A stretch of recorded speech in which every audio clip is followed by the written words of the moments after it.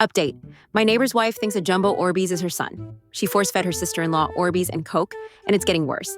This is an update to this post, not linking for my own safety, about my neighbors, a married couple and the husband's sister.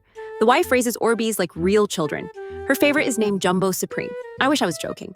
A few weeks ago, there was a huge argument. The Orbeez had a crack. The wife demanded medical treatment. The sister-in-law refused. That night, there was screaming and choking sounds. I swear to God, it sounded like the wife force-fed her sister-in-law dried Orbeez.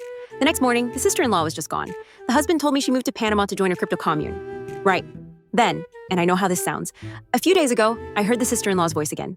The next part felt like deja vu. The wife crying, something about a crack, something about how Jumbo Supreme was sick and in need of medical treatment. But this time, it played out differently. The sister-in-law sounded panicked, kept saying it was a medical emergency, kept insisting they rush Jumbo Supreme to the ER. And honestly, it almost sounded like she was trying to push the wife even further, like she was deliberately feeding the wife's delusions.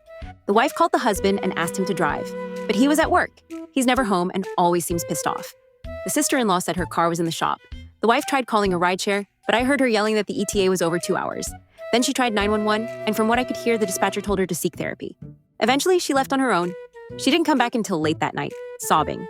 She was holding what looked like a cracked plastic ball wrapped in a baby blanket.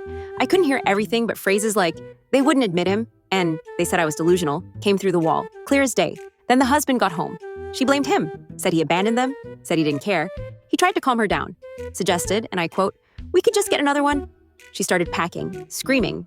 Then the sister-in-law chimed in, said the crack wasn't physical, it was emotional, said the Orbeez was breaking from lack of fatherly love. At that point, I'm pretty sure she was just trolling the wife, and it worked, because the yelling started all over again. Eventually, I think the husband agreed to stay up all night with Jumbo Supreme to bond. By 4 a.m., I heard snoring, then footsteps, soft and slow. I stepped out onto the balcony. I swear to God, I saw the sister-in-law sneaking around the tank they keep Jumbo Supreme in. She poured in something that looked like hot, steaming water. I think it was salt water. At sunrise, the screaming started again. Apparently now the Orbeez has cracks all over it.